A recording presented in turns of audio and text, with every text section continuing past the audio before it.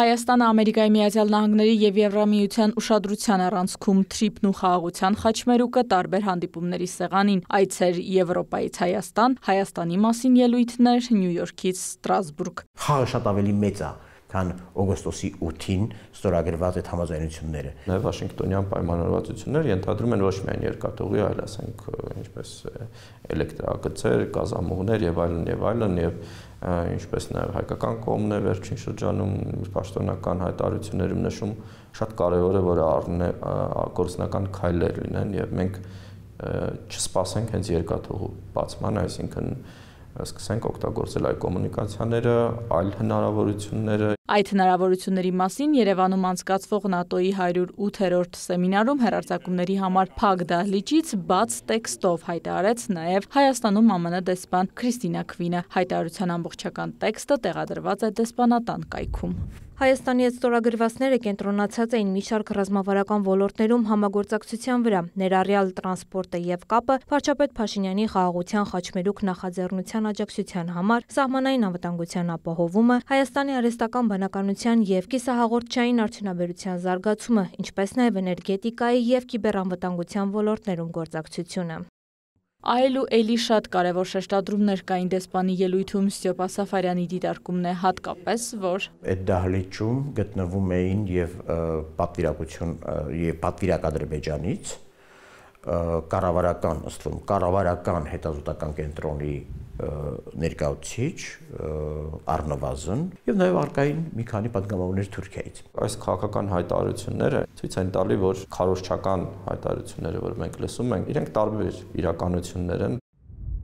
Համատեղ հայտարարության մեջ կրկին հաստատվել է 1991 թվականի Ալմաթայի հռչակագիրը, որը հիմք է հանդիսանում հայ-ադրբեջանական սահմանազատման գործընթացի շարունակման համար որպես նորմալացման անհրաժեշտ քայլ։ Եվրոպան խորացնում է կապերը Հայաստանի հետ, եւ մենք սպասում ենք համագործակցությանը առաջ տանելու այն բազմաճյուղ ջանքերը, որոնք կմոտեցնեն միջին միջանցքի գաղափարը կենտրոնական Ասիայից մինչև արևմտյան Եվրոպա։ Միացյալ Նահանգներն արդեն իսկ առաջ է շարժվում, իրականացնելով օգոստոսի 8-ի համաձայնությունները։ Ըստ էության դեսպանը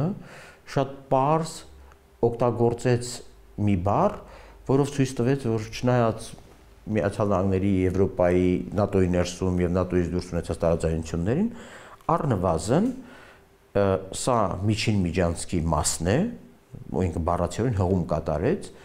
եւ այդ միջանցքը Եվրոպայի համար կենսական անհրաժեշտություն է։ Հետեւաբար դեսպանը ըստ էության Ամերիկայի Միացյալ Նահանգների անունից հրավիրեց Եվրոպային միանալու դրան,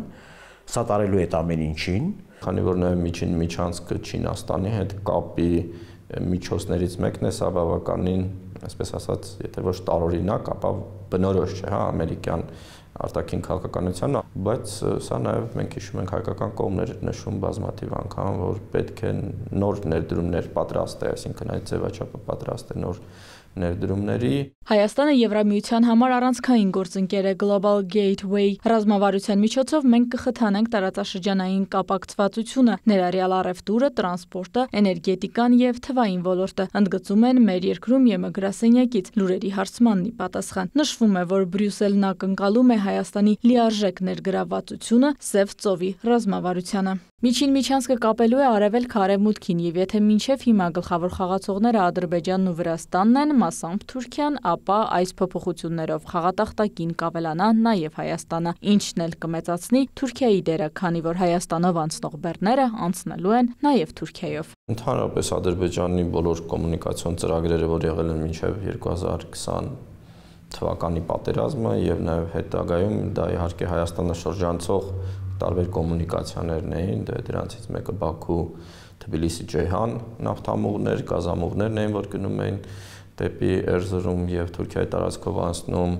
Կարս-Ախալքալակ երկաթուղին էր, որ հստակ այդ նպատակ ուներ եւ մենք հիշում ենք միջազգային դոնորները հրաժարվում են ֆինանսավորել հենց այդ պատճառաբանությամբ, որ ինքը շրջանցում է Հայաստանի տարածքը։ Ադրբեջանում գիտեին, որ Եվրոպան շահագրգռված է միջին միջանցքով,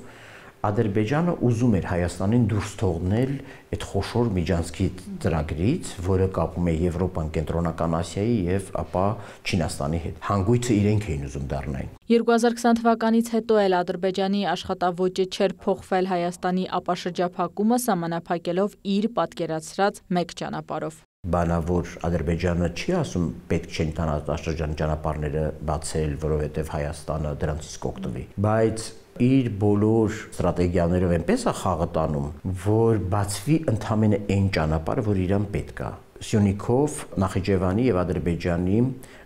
կապի ճանապարհն է։ Ես կոպիտ այն անվանում եմ միջգյուղային ճանապարհ։ Ադրբեջանական Զանգեզուրի միջանցքի կոչված խոսույթը մի քանի անգամ բովանդակային փոփոխություններ ա կրել։ Սկզբում բացառապես խոսում էին արտատարածքային միջանցքի մասին, որտեղ կարող էին լինել ռուս սահմանապահներ, հետո դարձավ անխոչնդոտ միջանցք առանց ռուսների։ Իրենք ասում են, որ չկա տարածքային պահանջ, բայց իրականում ինչ է նշանակում այդ Զանգեզուրի միջանցք ասացի, եթե չկա տարածքային պահանջ։ Ինչպես անհասկանալի է Ադրբեջանի այսօրվա խոսույթը, չնայած Ալիևի ստորագրությամբ Վաշինգտոնյան փաստաթղթի բովանդակությունը հեռու է իր պատկերացրած միջանցքային տրամաբանությունից։ Վաշինգտոնյան պայմանավորվածությունը փոխեց ընթացքը։ Ինքը գիտակցում է ինչի տակ է ստորագրել Ալիևը։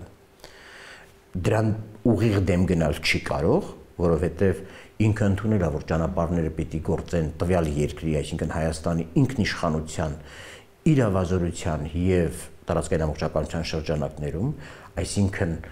այդ ճանապարհի ամեն մի միլիմետրի նկատմամբ Հայաստանի իշխանությունը մուտք եւ վերահսկողություն պիտի ունենա, դա է նշանակում այդ սկզբունքները, ավելին հայ-ամերիկյան, եթե գրված է, որ հայ-ամերիկյան ընկերությունը, որը զարգացնելու է այդ ենթակառուցվածքները, այդ ընկերությունը ենթարկվելու է Հայաստանի օրենսդրությանը։ Բայց անցնող 5 տարում հորինած շրջանառած տարածած միջանցքային եզրույթից Ալիևը այդպես միանգամից հրաժարվել չի կարող, քարոզչական տար կա, փորձագետները շարունակում են։ Հիմա ինքը հասկանում է, որ ստորագրել է մի բանի տակ, որը ամենևին այն միջանցքը չի, ինչ ինքը 5 տարի նկարագրել է իր հասարակության, եւ ինքը իր դեմքը պահելու խնդիր ունի, որպեսզի ցույց տա, որ ես իմ խոսքը, այս հերթական խոսքն էլ կատարեցի եւ ապահովեցի Զանգեզուրի միջանցք։ Ուղղակի չի կարող հրաժարվել այս քարոզչական տարից, բայց բոլոր գործնական լուծումները հնարավոր են միայն ու միայն տարբեր ուղիների ու տարբեր փոխկապակցված կոմունիկացիաների օգտագործմամբ։ Արդյոք այդ տերմինաբանությունը նաև նախկին մտադրություններին վերադառնալու հույսի մասին է խոսում։ Սյոպատ Սաֆարյանը չի բացառում։ Ալիևը ցույց է տալի, որ դեռևս ամբողջությամբ հույսը չի կորցրել Ռուսաստանի հետ պայմանավորվածությունից Զանգեզուրի միջանցքի պահով եւ ինքը դեռևս չնայած իրենց վատ թարացած հարաբերություններին ինքը շարունակում է ուղերձներ հղել Ռուսաստանին, որ ինքը դեռ միջանցք է ուզում։ Ցավոք սրտի այդ նորմալացումները ռուս-ադրբեջանական կամ ռուս-թուրքական տեղի ունեցել մշտապես հայկական շահերի հաշվին։ Բայց այդ սցենարը քիչ հավանական է, քանի որ հակառակ կողմում Սպիտակ տան ստորագրությունն է։ Շանհայից Նյու Յորք աշխարհի թիվ 1 ամբիոն, ԵԽԽՎ վեհաժողով ու Հայաստանի թիվ 1 ամբիոն։ Բոլոր դեպքերում Հայաստանի արձագանքը մեկն է, նույնը անփոփոխ։ Ադրբեջանի նախագահի կողմից օգտագործվող բառապաշարը մեր կողմից չի ընկալվում այն տրամաբանության մեջ, որը մենք համաձայնեցրել ենք Վաշինգտոնում։ Ադրբեջանի նախագահը, ում հետ ընդունել ենք Վաշինգտոնի հռչակագիրը, դրանից հետո մի քանի անգամ, այդ թվում այս ամբիոնից օգտագործել է այսպես կոչված Զանգեզուրի միջանցք արտահայտությունը։ Նման արտահայտություն Վաշինգտոնում համաձայնեցրած փաստաթղթերում չկա։ Հայաստան-Ադրբեջան բանակցություններում կամ փաստաթղթերում երբեք չի եղել։ Նման արտահայտություն չկա, չի եղել եւ համոզված եղեք չի լինի Հայաստան-Ադրբեջան համաձայնեցված որևէ փաստաթղթում, որտեղ է Զանգեզուրի միջանցքը, քարտեզի վրա պետքա ցույց տալ այդ Զանգեզուրի միջանցքը։ Հայաստանի Հանրապետության տարածքում անուններ որոշելու իրավունք ունի միայն Հայաստանի Հանրապետությունը։ Եթե օրինակ Ադրբեջանում այդ կերպ անվանում են, ենթադրենք Հորադիս Զանգելան ճանապարհը, այդտեղ մենք պետքա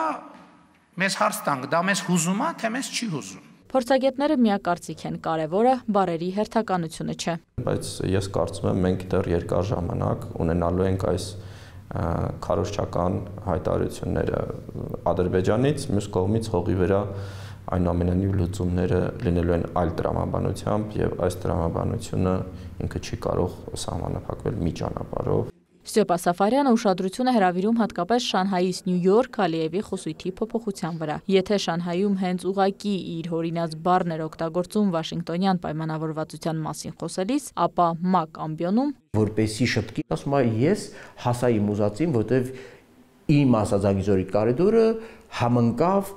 Տրամպի ասած երթուղու հետ եւ Տրամպի երթուղին անցնում է իմ ասած կարիդորի միջով։ Մինչդեռ իրականության մեջ Թրամփի ուղին կապ չունի ադրբեջանական պատկերացումների հետ։ Բացի ներքին լսարանի մոտ իր դեմքը փրկելուց այդ հռետորաբանությամբ Ադրբեջանը նաև փորձում է հիշեցնել իր մասին եւ դուրս չմնալ Հայաստան-ԱՄՆ երկխոսությունից։ Փորձագետների դիտարկումն է։ Օգոստոսի 8-ը առաջին հերթին մեկնաբանենք որպես միջին միջանցքի համար կենսական օղակի պաշտոնական մեկնարկեք։ Եթե մենք խոսում ենք միջին միջանցքի ու ցանկացած լուրջ միջազգային տրանսպորտային ծրագրի մասին ու պատկերացնել, որ այն կարող է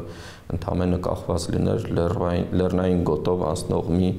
երկաթուղու հետ կամ մի ուղու հետ, դա իհարկե բավականին աբսուրդային է ու պարզ է, որ հայկական պատկերացումը, որ բացում ենք ոչ թե մի կոնկրետ կոմունիկացիա, այլ բոլոր կոմունիկացիաները ինքը ավելի շահավետ է, ավելի տրամաբանական է։ Միջազգային գործընկերների համար ընկալելի ու իրատեսական է հենց Հայաստանի առաջարկած խաղաղության խաչմերուկը, որն արդեն ամրագրված է տարբեր փաստաթղթերում։ ԱՄՆ-ից Չինաստան ու Եվրոպա միջազգային գործընկերները օգտագործում են հենց այդ եզրույթը։ Հայաստանը արևմուտքի համար եւ Եվրոմիության եւ Ամերիկայի համար այլընտրանք չունեցող ուղակի հանգույց էր, դրա համար են նրանք բոլորը սատարել խաղաղության խաչմերուկին։ Չմոռանանք, որ փետրվարին մենք ունենք ստորագրված հայ-ամերիկյան ռազմավարական գործընկերության համաձայնագիր, որի մի բաժինը վերաբերում է Հայաստանի ապաշրջափակմանը, ժամանակ չկար տրիպ։ Վերադառնալով Հայաստանում ԱՄՆ դեսպանի վերջին ելույթին Քրիստինա Քվինը առանձին ողջունեց նաև Թուրքիայի մեծաթիվ պատվիրակության Հայաստան ժամանումը։ Սպասում ենք, որ կյանքի կկոչվեն երկար քննարկված քայլերը, օրինակ Մարգարայի սահմանային անցակետի բացումը դիվանագետների եւ երրորդ երկրների քաղաքացիների համար։ Հիմա է ճիշտ պահը՝ պահել եւ զարգացնել ձեռբերված դինամիկան։ Դեսպանը հատուկ առանձին անդրադարձավ Հայաստան-Թուրքիա հարաբերություններին, որովհետեւ այդ միջանցքի պակասող օղակը, այո, Հայաստանն է։ Կարելի է ենթադրել, որ ինչ-որ գործընթաց է գնում, որի դետալները մենք գուցե դեռ ամբողջովին չենք պատկերացնում։ Այդ հարցում Թուրքիայի շահագրգռվածությունը հատկապես մեծ է, քանի որ Հայաստանի ապաշրջափակումը կփոխի Թուրքիայի կշիռը ամբողջ տարածաշրջանում։ Հակառակ դեպքում, գիտեք, հիմա Կարս ախալքալակը արդեն 8 տարի գործում է ու այն ցուցանիշները, որ իրենք պնդում էին, այսինքն սկզբից լինելու էր 6.5 միլիոն տոն բեռնափոխադրումներ, դառնալու էր 17 միլիոն տոն, տարեկան 1 միլիոն ուղևորներ էր փոխադրվելու, մինչև հիմա չկա նույնիսկ 0 ուղևորների փոխադրում։ Ստեփա Սաֆարյանը չի բացառում, որ թրիփը կարող է ընդլայնվել ու հասնել մինչև Հայաստան-Թուրքիա սահման։ Հիմա երբ որ մենք ասում ենք տրիփ, մենք դեռևս չգիտենք դրա որ ենթակառուցվածքը որտեղով է անցնելու։ Այստեղ տրիփը դա ավելի շատ պայմանական անուն է, որի առաջին կոմպոնենտի անցնելու վայրը կարծեք թե հայտնի է, այսինքն դա Նախիջևանի հետ պակասող երկաթուղին է։ Թրիփը ինքը շատ տարածական բան կարող լինի, որովհետև թրիփի մաս կարող է դառնալ նաև Գյումրի Կարս հատվածով